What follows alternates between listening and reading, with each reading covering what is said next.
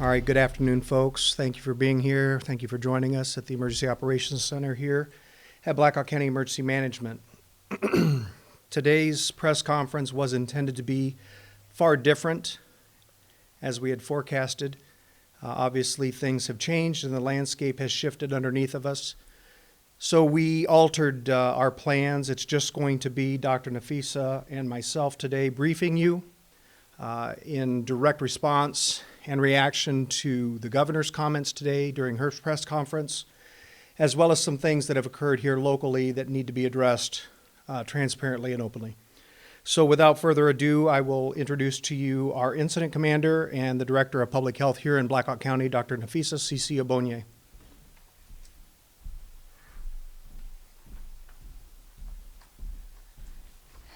Good afternoon, everyone. I want to start off by thanking the community for their endless support and also for their continued practice of staying at home and social distancing. To all our elected officials and local partners, thank you for your continued support and understanding as we work through this difficult time. We're truly grateful for the unconditional support that you all provide, and we're also grateful for all the donations that we are receiving. Today is a very, very difficult day for Blackhawk County. We presently have 150 confirmed cases of COVID-19, and 8 people have been hospitalized so far due to COVID-19. Our increase in numbers is due to an outbreak in Tyson Foods, Waterloo. Due to the increase in volume of testing needs, we have received 1,500 test kits from the state. This will be distributed to People's Community Clinic, Mercy One, and Unity Point.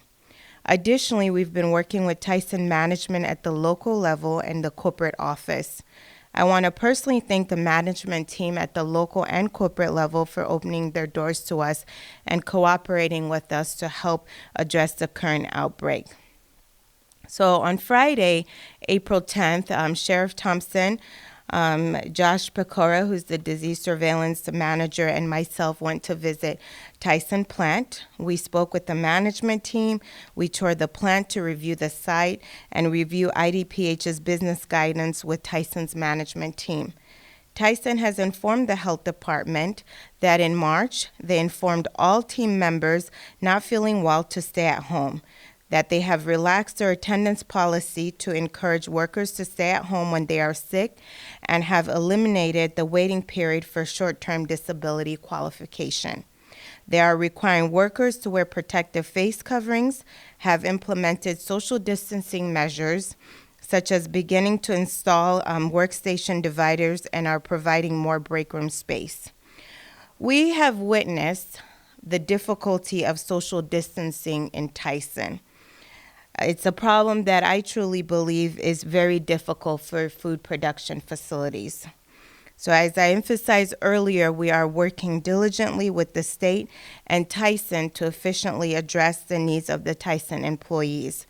Testing is now open to any Tyson employee who is experiencing symptoms.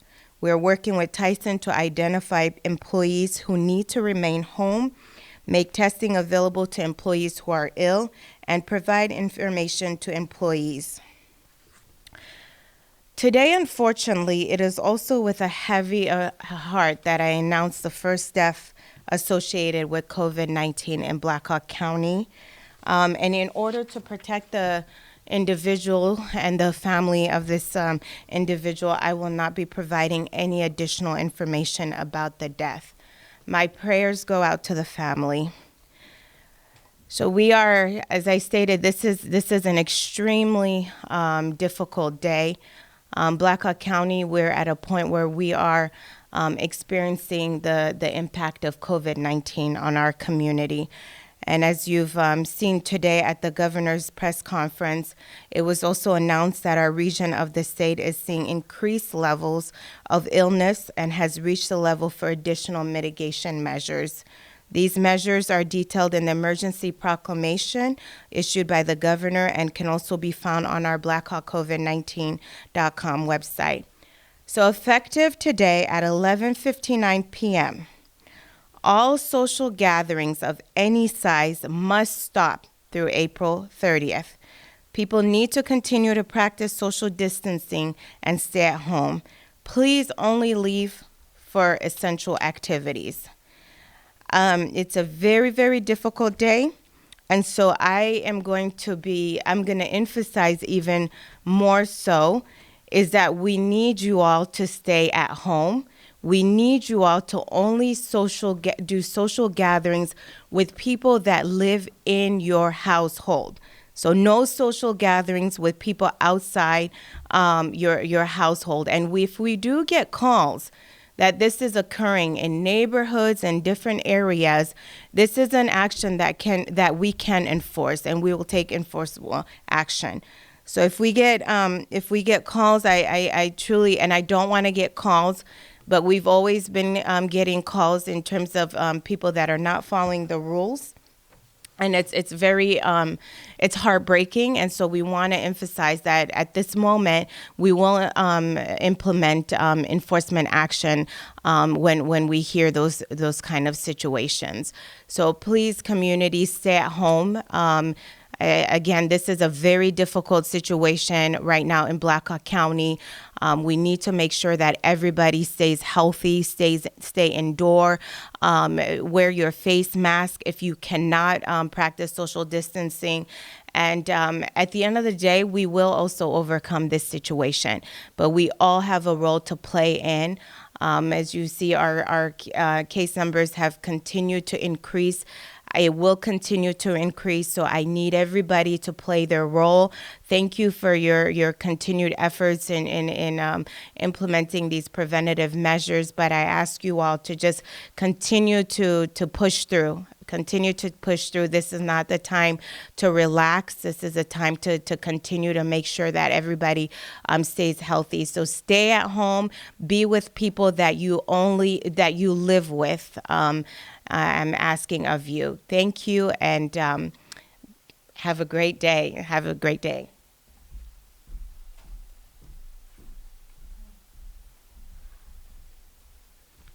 Before I share my remarks, I think it's important to emphasize that though I am an elected official, I'm not a very good politician. I pride myself on transparency, and I pride myself on simply speaking the way I think people want to hear what I think. So that's the way I've chosen to address our current and present situation. Keep in mind that as the Sheriff of Blackhawk County, that is only a portion of the role that I perform. I am also the Plans and Operations Chief for the Emergency Operations Center, and that role has taken up a predominant amount of my time here as of late. And with the impact of the COVID-19 virus that it's had on our community, we truly need businesses to look at their operations more from a public safety perspective now and not from a production perspective. These are unprecedented times, and employee safety and safe business practices should be the paramount focus of all employers at this point. As you know, just 2 weeks ago, Blackhawk County only had 8 positive tests. 1 week ago, we were at 21, and today we're at 150. Many of these cases are attributable to just one local employer. And having visited that location and witnessed their attempts and approaches to employee protection and safety practices as it pertains to the COVID-19 virus, there was clearly more that could and should have been done. Today, our entire countywide healthcare delivery and virus response system is paying the price for those lapses in protocol. We have been preaching best practices and encouraging individual and business practices and efforts to help flatten the curve so that this virus outbreak doesn't impact us for weeks now. And since opening the EOC, we have seen article upon article and news story upon news story from our media partners helping to spread that news and important information about the dangers and potential impacts that this virus will have on our healthcare delivery systems. And now, just as Blackhawk County is experiencing the dramatic increase in surge impact, our PPE supply is nearly unavailable, or at least not readily available through state Homeland Security supplies. This significantly places our healthcare workers and frontline responders at greater risk.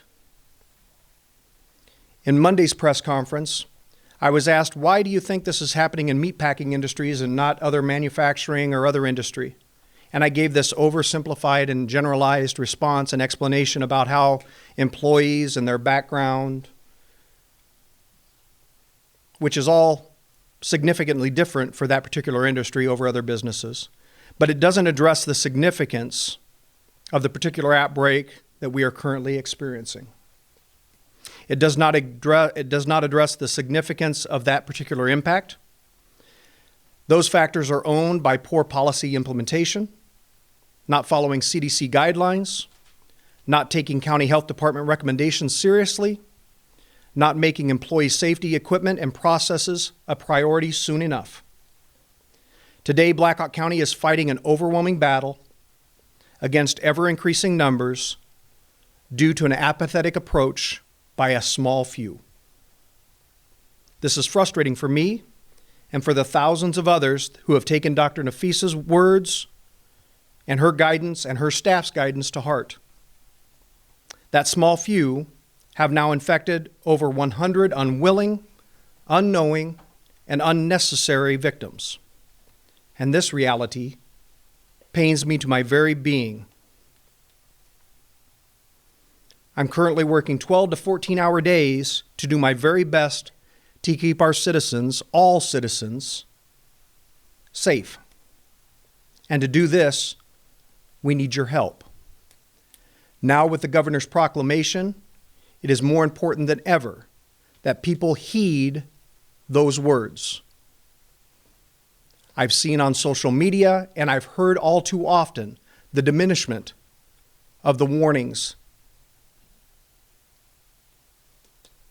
That all stops. It has to.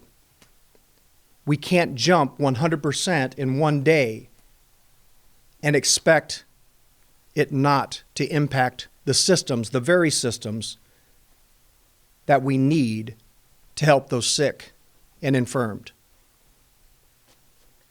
If we can't gain compliance, we can't gain control over this virus. There is no natural fix to this if you don't play your part. We're not asking you to go to war. We're not asking you to pick up arms. We're not asking you to sit in a foxhole. We're asking you to sit on your couch. Stay at home. Do your part and help us flatten this curve. Help us protect the PPE. Help us protect our healthcare workers and our frontline first responders. That's my plea. That's the end of our prepared remarks, pending your questions. Yes, ma'am. So there are an additional 41 cases that the governor has not, is that because of a delay in reporting? So Yes, so moving forward, we are going to communicate the most current cases because of just that delay in the amount of cases we're getting. Is that something that the kind of was in talks yesterday? Because in my understanding, the death wasn't reported by the governor either, but we're the first to report it. Mm-hmm. Did we want to do that? Mm-hmm. Yes, I think just there's so much delay in data, and so we want to make sure that Blackhawk County is getting the current Blackhawk County information. In regards to the testing that's being sent over, particularly for Tyson, is the county health department overseeing that? Or is it kind of being put off to the healthcare providers like Union? No. So it actually already arrived. Yeah. So it's already here, and we're going to be distributing it to the healthcare providers. Okay, and they'll go to the plant, or they'll let the. No. It's going the individuals, and it's not just specifically to Tyson. It's just additional tests that we're receiving, and so it's for the testing will happen within the healthcare and the People's Community Clinic. So Tyson employees go to their regular provider, for example? Yes. Do you have an age range of the death like is generally provided? No, we won't disclose that. It's just because of it's one death. I also wanted to ask, an outbreak at a workplace is defined as 10% of cases for the state. Are you using that guideline to describe this as an outbreak at Tyson? No, at this moment, because there's just been so much that's been going on. There was high rates of absenteeism that we've heard about, and so we're not using that same 10% threshold. Do you know how many cases are at Tyson? Do we have that data? No. No. Of the 8 hospitalizations that you mentioned, are those just Black Hawk County residents? Yes. Okay. Are hospitals seeing adequate numbers of test kits for what they're already getting? I know that the other test kits have just come in, but so far, have they been seeing an adequate number? I believe so. That would be a question maybe on Monday you can ask them too.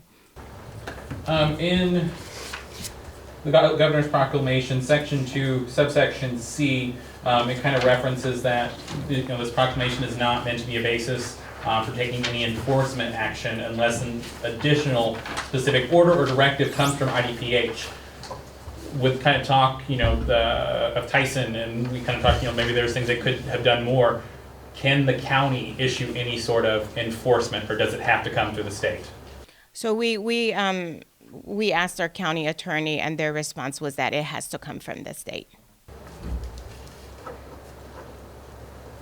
Related to enforcement action, but on other sorts of businesses and gatherings related to this recent proclamation. I know you've said that before you could cite people that were gathering in more than groups of 10 under that simple misdemeanor. Is that still now the case, but just with smaller groups? So again, it's not our desire to do any of that. It's our desire to encourage compliance. However, now more than ever, obviously, it's very, very clear, and it's pretty succinct what the governor put out today, right? If you're not with your immediate family, you probably shouldn't be with them. And if you're not at home, you probably shouldn't be wherever you are. So unless you're doing something critically essential, you've got to really evaluate what you're doing. So for us, the enforcement side of it becomes a little more clear-cut. The enforcement side of it, certainly, we hope to be able to coach, encourage, mentor, counsel before we start citing and arresting. But this is one of those where we are a community. We are in this together. We are Cedar Valley strong, but we're only as strong as the weakest link. So we're going to encourage that weakest link to comply as well. I would be guessing that the county can offer recommendations to IDPH about what actions to take, whether with Tyson or any other business in the area. Have we offered any recommendations for actions? To that point, tomorrow I'm going to call you all back at 3:30. And you'll note on our lineup we have the representatives that have in their districts the Tyson plant, the mayor of Waterloo, and the chairman of the Black Hawk County Board of Supervisors. My recommendation would be to attend tomorrow's press conference at 3:30. Okay. Will this press conference now be a daily press conference? Not my intention. I hope not. But obviously, this landscape is shifting rather quickly underneath of us. Those numbers are jumping extremely quick. When we talked about the surge, we envisioned what that would be, but now that we're in it, and the dramatic shifts that are occurring, we're going to respond responsibly to those shifts. And certainly with what we're faced with today, we felt it was responsible to bring you back tomorrow because there will be a significant update tomorrow. In reference to tomorrow, you said a very significant update. I know earlier in the day, Governor Reynolds was hesitant because she didn't want to impact the supply chain too much. Absolutely. Are you prepared for any sort of kind of further discussion or pushback if the county were to offer some recommendation to close Tyson? The challenge, and I recognize it very clearly, both as an elected official, but also as a good Iowan, how important agriculture is. Plus, I love my bacon. This is a tough thing that we recognize. The trickle-down effect is huge. You've got farmers, they process 20,000 head of hog a day. And so to have that set up, how many weeks out do they have 20,000 head of hogs set up? So if a farmer is waiting for that building to be cleared out, then they have to sanitize that building. The very next week, they've got their next delivery of hogs coming into that building. So we are trickling down weeks upon weeks into into that agribusiness plan. And so it's not lost on any of us how dramatic an impact this is. When it's somewhat frustrating to think all we had to do was follow some sanitation guidelines and PPE. So I'm not sure what the reset looks like. I'm not sure this is an elected official's decision. This is a policy-making decision. The EOC at this point is a support mechanism for those policymakers, and that's why they're going to be talking to you tomorrow. But at this point, all of those things have been discussed very openly, very honestly, both at the local level as well as with IDPH and the state. Probably switching gears to Nafissa for a moment. Do we have any sort of anticipation as to when our peak for cases would be in Blackhawk County? No, not at the moment. It's still growing. Okay. Yeah, it's still growing, and so I would say that the next couple of weeks we will continue to see a rise in our cases. And I also want to just emphasize with the way, in terms of Tyson, we are working closely with the Iowa Department of Public Health. So they're listening to our recommendations, they're brainstorming as well. That's the type of coordination that we do at the local level with the state. Tyson had tents recently set up outside the perimeter that you can see. Do you have any idea what those are for? Did they tell you?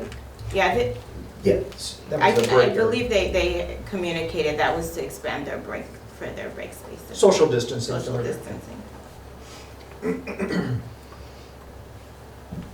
I wanted to ask about, you mentioned donations that were coming into the EOC. Can you talk about what kind of donations and how much you've received? So we continue. We've got some very, very good-hearted churches and groups like that are making cloth masks. We're getting those out as quickly as we can. Long-term care facilities are very appreciative. The healthcare workers, when they're not directly involved with COVID patients or ED type situations, they're deeply appreciative of those kinds of donations. John Deere is working with us, and that is kind of a work in progress. We've got other things outside of our normal supply chain and normal supply requests. But for now, the normal Homeland Security supply lines are drying up. We asked for more masks, more gloves. I think I got 6 boxes of masks, both procedure masks and N95 masks, and 6 boxes of gloves today. So that doesn't do anything for anybody other than here's a glove and a half. Go forth and conquer. What has been the PPE situation at local hospitals? Where are they at in terms of those color-coded things? So as of yesterday, everybody was green. I got some emails today that there are a few entities that are going yellow, and in some respects they're going red, but they're going red on things like gowns and things that we can do other things with. We can be creative and use raincoats. We can be creative and use scrubs and other things that are washable. So, yes, sir. So I don't want to put words in your mouth, but it sounds like Tyson is who is being blamed for this outbreak. You said that you've seen a lack of social distancing, PPE, but we don't have numbers that actually confirm, other than absentee numbers, that there's been an outbreak. You never heard me say the word Tyson once.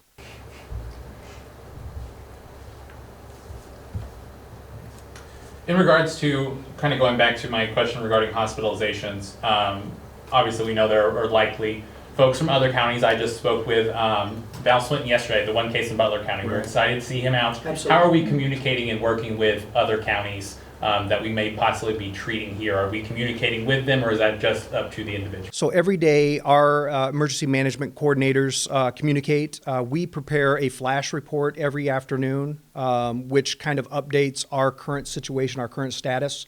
It gives kind of a once over the world of everything that we are engaged with, everything we're involved in. And also those counties that touch us, their emergency managers are invited to participate in our planning sessions.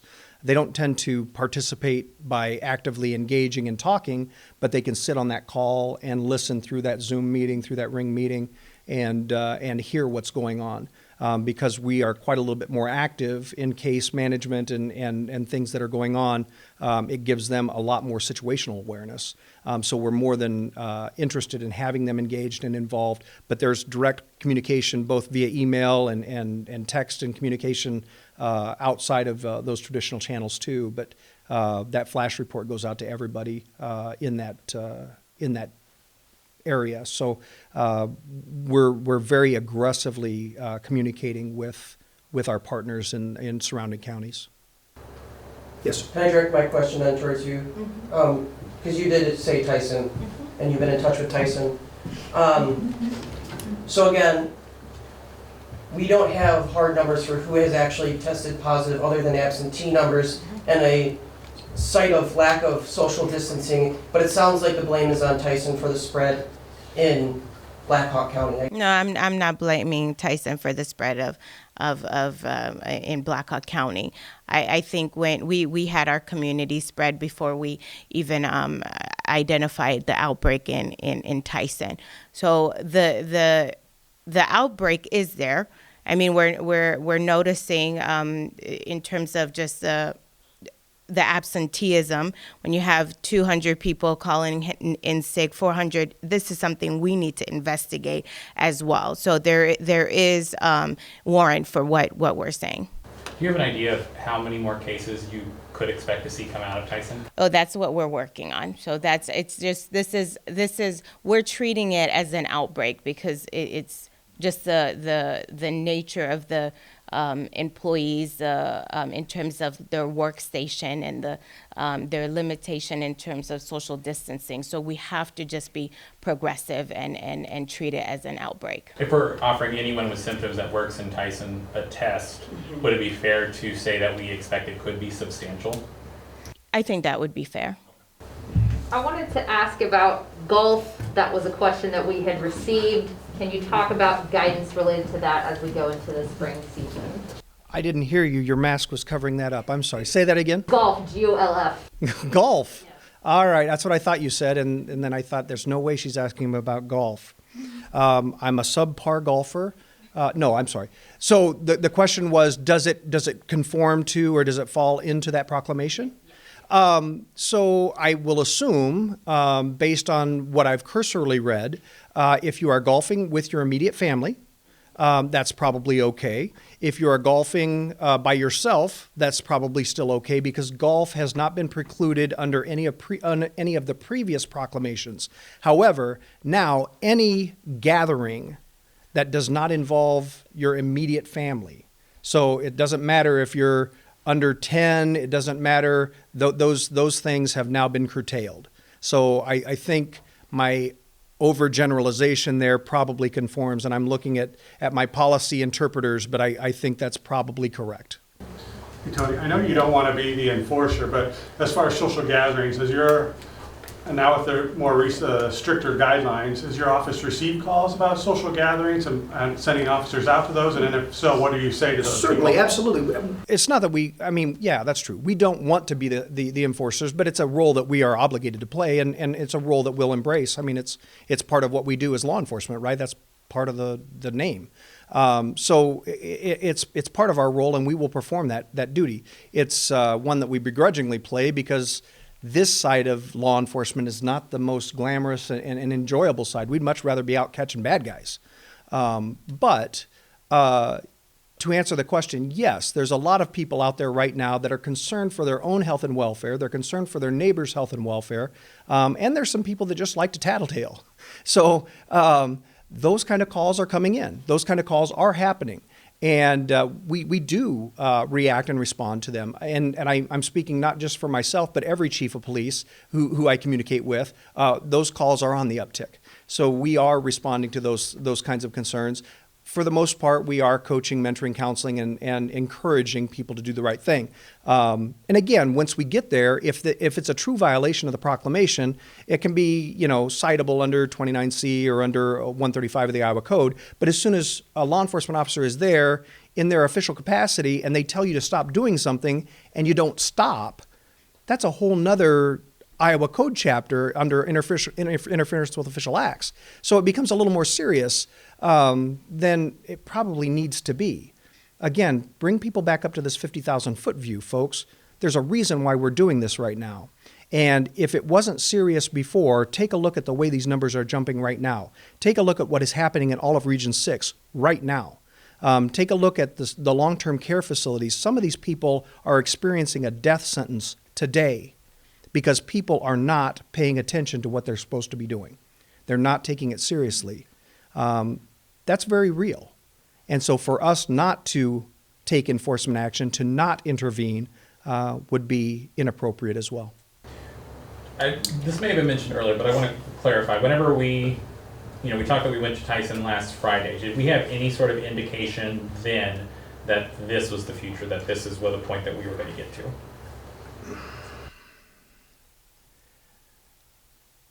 I could answer that, Taylor, in my very nonconformist, plain-spoken, transparent way, but I probably should err on the side of giving that back to the incident command and let her answer that in a much more polished way. Okay, so repeat your question for me. Whenever we went, I know Monday, we talked that Sheriff Thompson, the health department, I don't know if you were specifically there, but when we went to visit Tyson to see what they were doing, what actions they were taking, I know we're not placing blame on them, but when we were at that visit, was there any sort of indication that this was the future, that this was the point we were heading towards? So this is just to take a step back. When you look at what's going on nationally, anywhere where social distancing is a problem, the virus is spreading quickly. You look at New York City, globally, you look at Italy. The closer the space, the likelihood of the virus spreading faster than normal is high, right? So I think for us is to recognize that social distancing in meatpacking industries is very difficult. It just is. It's their workflow, and even they recognize that, and so they were communicating to us what they were trying to do in terms of addressing the social distancing. They showed us how to the shields that they were putting. The communication in terms of wearing the cloth mask. And so, but when you look at the environment, you just understand that the workflow doesn't have a lot of space.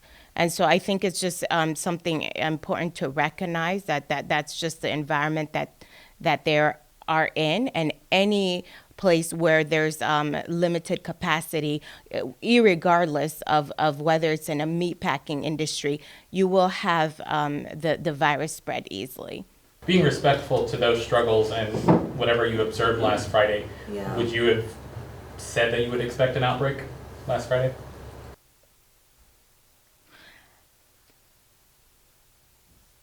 No, I don't.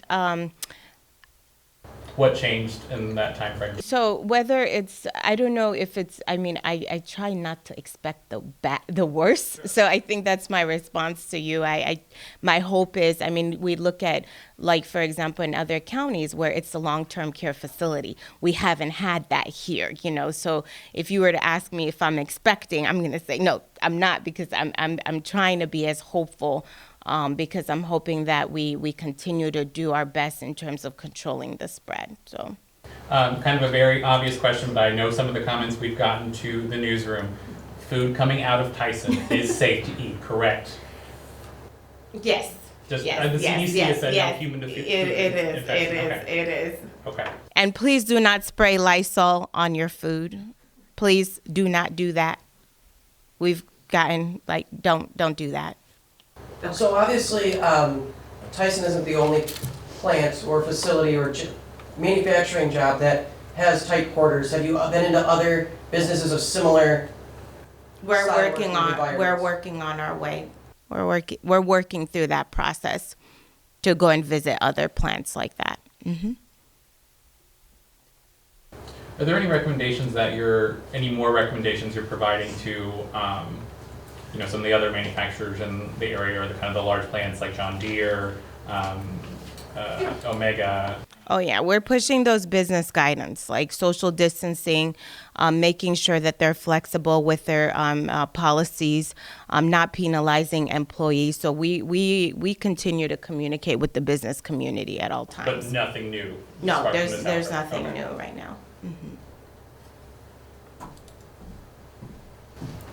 Can you talk briefly about raising the current status to high? Either one of you who wants to. You do that. Don't you know? Yes. Have you all met Josh Pecora? Josh is our investigative, what's your title, Josh? Disease surveillance and Disease investigation manager. Surveillance and Investigative Manager from the Health Department. Before you answer, can you just say and spell your name? Yes, it's Joshua Pecora, Pikora, and my title again is Disease Surveillance and Investigation Manager with the Blackhawk County Health Department. To touch on the reason for raising the level to high for red, there's several pieces that kind of went into that. One is the increase in illness that we're seeing right now, and we've had jumping from, as we've said, 85 to 150 from 21 last week and back. So that's part of it. The other part is the governor's announcement this afternoon about the current risk level for Region 6, which we fall in. So that was the other reasoning for that increase, and we've updated the what people should be doing guidance to reflect that. Staying home. If you no social gatherings. If you need to go out, practice social distancing and continue to follow the self-isolation guidelines. If you're sick, stay home for 7 days after the start of your illness until you've had no fever for 3 days, and until your symptoms have started to improve. If you live with someone who is sick, you should stay home for 14 days since your last exposure to that person, and continue to follow those guidelines to protect your health, protect the health of your family, and protect the health of our community. Were you given advance notice of the governor's proclamation? We've been working very closely with IDPH and the governor's office over the last 24 to 48 hours. We knew that there was a lot of things that we had hoped would happen, and the 1,500 test kits are an example of that. Utilizing some of the resources that we have here locally, local legislators, elected officials. We've been pulling a lot of levers and working a lot of strings trying to elicit response. So we were not given forewarning, but we were anxious and anticipating the messaging that we did see today. So to say that we didn't anticipate it or didn't think it was coming would be somewhat of a misnomer. But The governor had originally said that a 10 or greater, it goes up to 12, would trigger a shelter-in-place perhaps. Were you surprised that that didn't trigger a shelter-in-place order? I think those are tough words to come out of her mouth. I really do. When you look at what she did today, I think it's just hard to choke down those words because that's all but what we've done. And I've said that before, that there's not many places you can go. There's not much that you can do. She just refined that quite a little bit harder today. This fine lady has got a lot under her plate and on her plate, and she's doing quite a little bit of work, and we've applied a lot of additional pressure to her in the last 24 to 48 hours. She's come through like a champ. We're working a lot of additional things that will be coming in the next week or two, and mobile testing and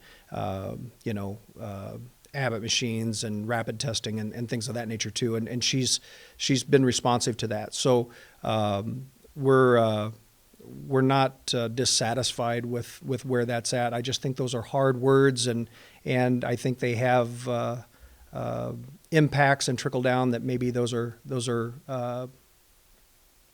very real to her as well. So yeah, absolutely. So I don't necessarily disparage it. I understand it, and so functionally, I think that's where we're at today, and I think most people see that too. When you mentioned putting some pressure on her, were you meaning like recommendations or asking her or advocating for any All of moves? the above. Okay. Yeah, all of the above. We utilized back channels. We utilized front channels. We worked through IDPH, through Homeland Security, through a lot of different resources to get to where we are today and this morning. So, like I say, it wasn't a surprise that order came out today. It was much in line with the messaging. We had already started changing our messaging to you this morning before that came out at 11, but we were certainly keeping one ear on her press conference as we were writing our message to you this afternoon. So, In regards to your remarks earlier, you said Blackhawk County is fighting an overwhelming battle. You seem to place blame on an apathetic few.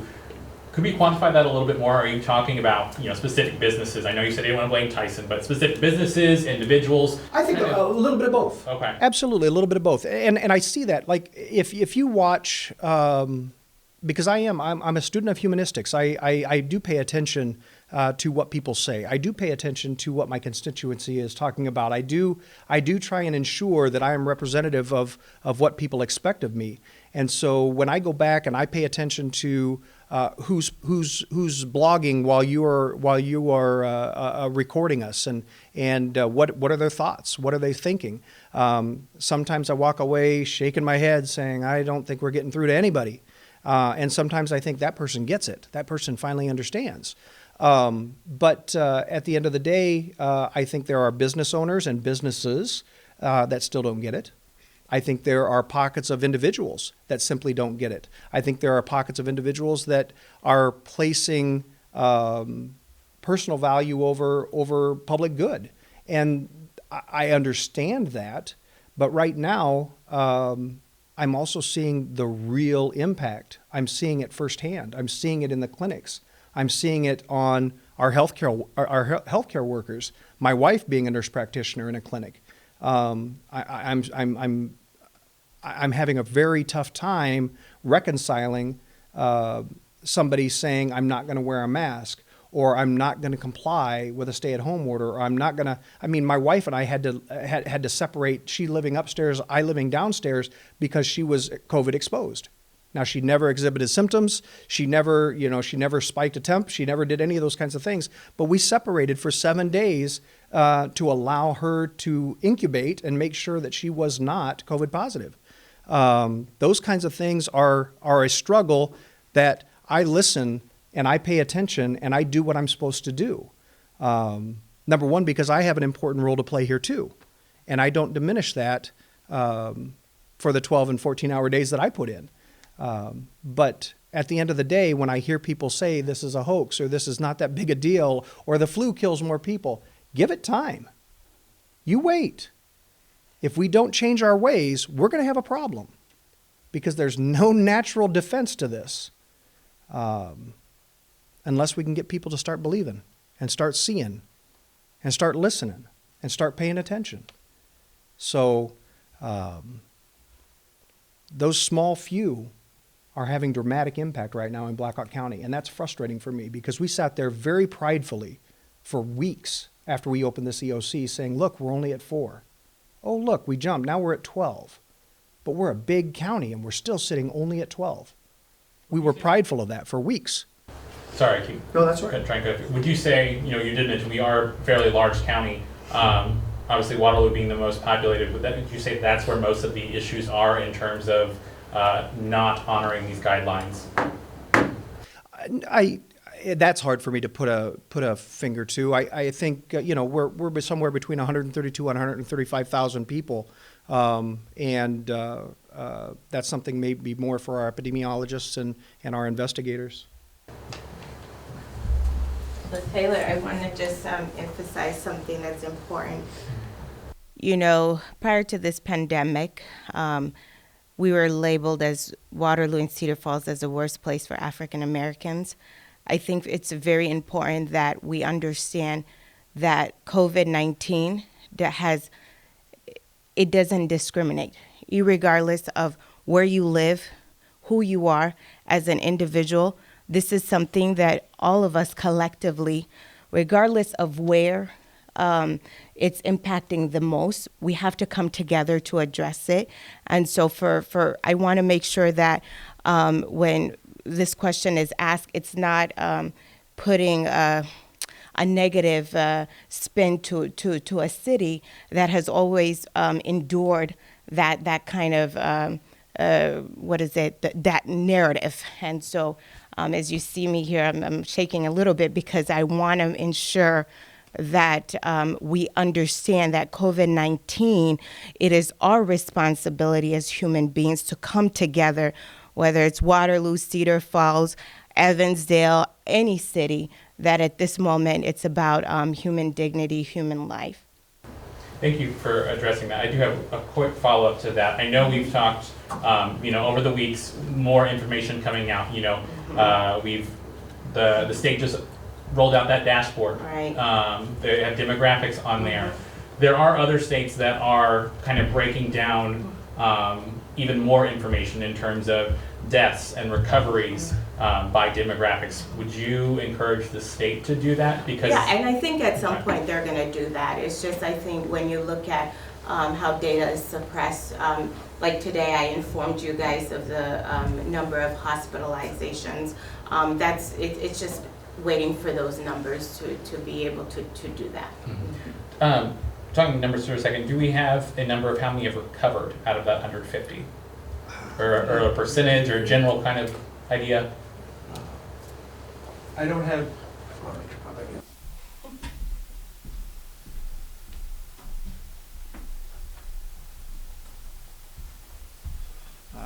I don't have that number prepared with me today in terms of the 150. That number is being reported on the dashboard for the state. They have the number recovered and tested in for each county, so that information is available there, and we'll work to be able to provide that and have that ready for future updates. Any demographic information as well on the state level related to gender, race, and that sort of thing? Is that available on a county level? Not at this time, again, with the small numbers and the data suppression. That's something that as the state provides guidance for locals on what information can and will be released at the local level, we'll follow the ID page guidelines for what data to release.